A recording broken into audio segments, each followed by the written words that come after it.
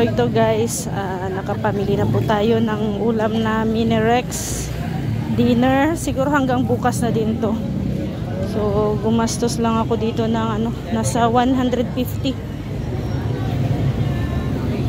lahat na.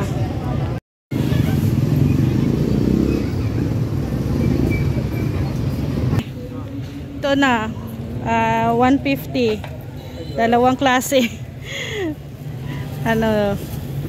Mag-uukoy tayo, ukoy na isda, tapos sige, yung ukoy na dilis, tapos sitaw. Ha? Oh, may ulam, pero sa 150 nakabili na ako ng sibuyas, bawang, mantika. Oo. Tipid meals. Sipan mo talaga ng mabuti yun. So, ito guys, ayan. Ang nabili ko kanina, ayan, itong harina. Tapos bumili ako ng giniling. Ito yung isahog ko sa sitaw. Tapos yung itlog, ilalagay ko mamaya sa ukoy or tortang dilis. Pero ito tortang dilis guys. So ito yung magiging ulam namin ni Rex ngayong gabi. So ito sitaw at saka ito bukas ko na lang lulutuin to. So yan. Sa halagang 150. So ito po yung aking nabili, no? Itong ukoy nasa itong 40 pesos to, yung 1/4 nito. Then yung sitaw nasa 30 pesos, ito din 30, yan. Ito 15 harina, itlog, mantika. So ganyan, so, kailangan na talaga naming magtipid-tipid. At siyempre dalawa lang naman kami ni Rex, kaya ayan, ito bukas ko na to lulutuin, itong sitaw, no? So bukas ng gabi. So yung actually kami ni Rex kasi yung namin, yung kain namin ay budget meal. Charot. Ayan, pero ito marami na to pag na namin na itong 1/4 na to. Ito gawin nating tortang dilis. So marami na din to pag malagyan na ng harina, malagyan na ng itlog. Ayan. So baka hanggang bukas pa nga namin na ulam to, bukas ng umaga. So yan, muna tayo, muna ako, magsasaing muna ako para bago ko magluto ng ulam. At ayan, wala na tayo gasan muna natin yung kaldero.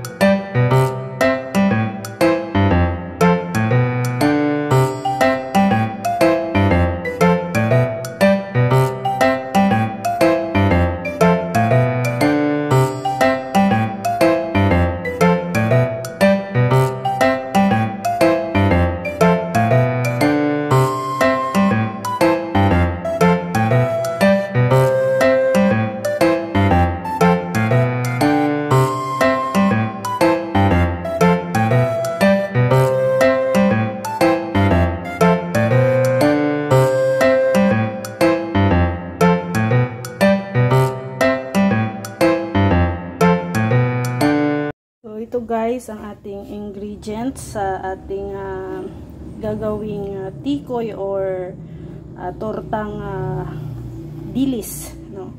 So ito mayroon tayong sibuyas, bawang, tapos may kunting sili. Ayan, nasugatan ako pala guys. So, may kunting sugat kaya pala mahapdi. So at siyempre lagyan natin ng itlog. So imimix ko na po, halo-haluin lang po natin yan para ready na po yung ating gagawing tortang dilis.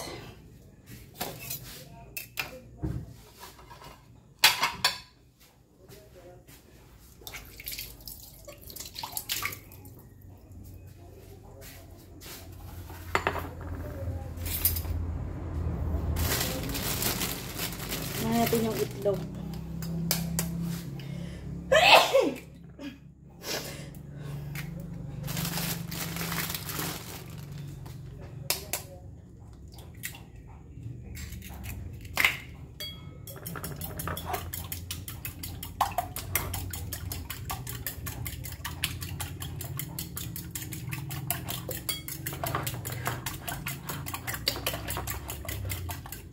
Lagyan na natin yung mga ricado natin. Sibuyas, bawang, at saka yung sili. Para medyo maanghang.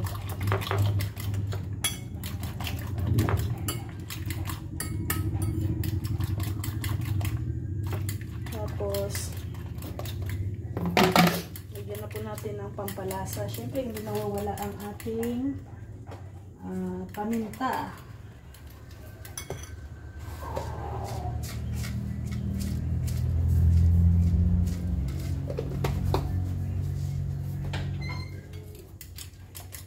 Siyempre, yung ating asin.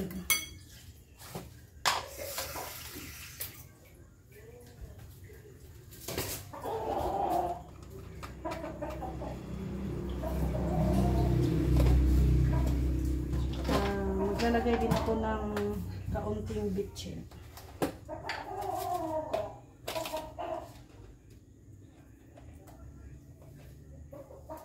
Yan. Mix-mix na lang po natin. Mix-mix lang po natin hanggang sa mahalo ang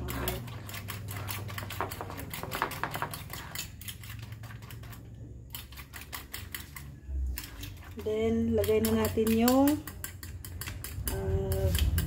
dilis natin.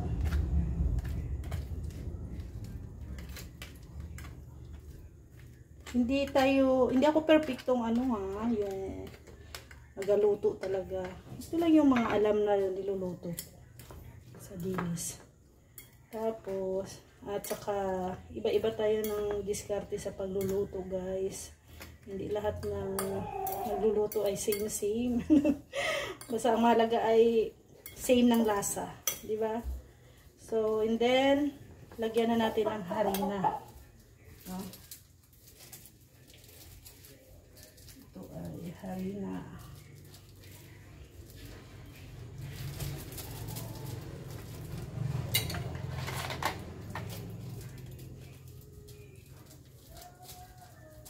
Pangganting ko.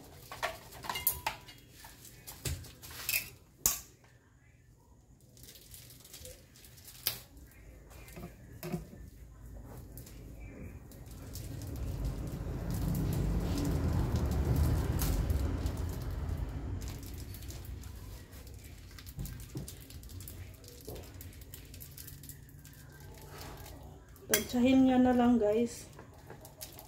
Tansyahin na lang kung basta mahalaga ay maging siya. Lapot.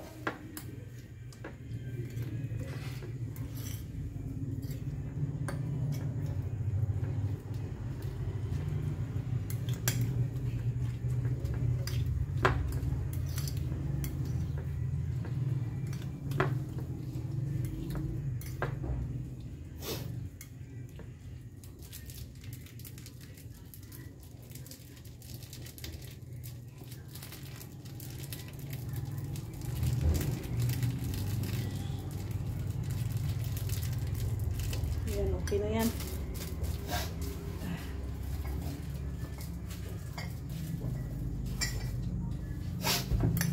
Halo-haloin na lang. Pag halo-haloin na lang po natin.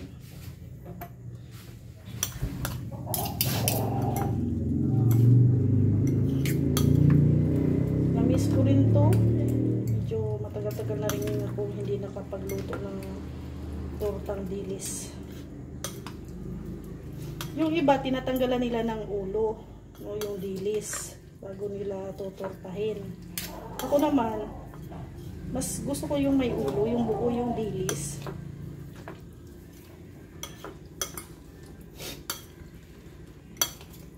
Pag tanggalin yung ano, ano pa nga yan eh, yung sa amin, ano pa to eh, kinikilaw pa to eh, ginagawang kinilaw na dilis. Masarap din po yun, kinilaw na dilis. So yan, okay na to, sasalang na natin sa ating walik. Ayan. So ito na yung ano natin, texture. Oh, ayan oh. Texture ng ating tortang dilis. So lulutuin na po natin.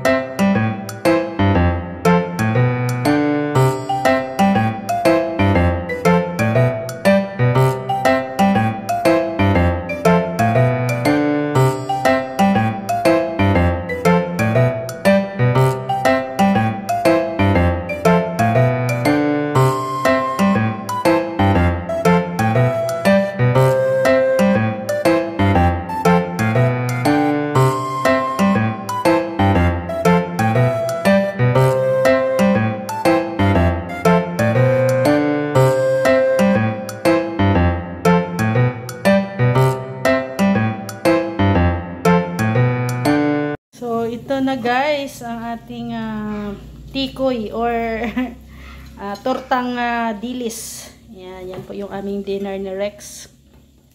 Matikman nga natin to. Parang sa picture pa lang masarap na.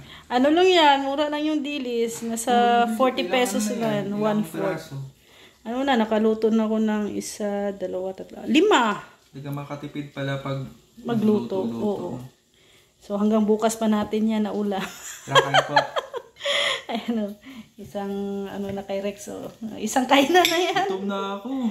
Yan, so mayroon pa kaming hanggang bukas to. Tipid meals. So bali yung ano natin, kain 25 pesos.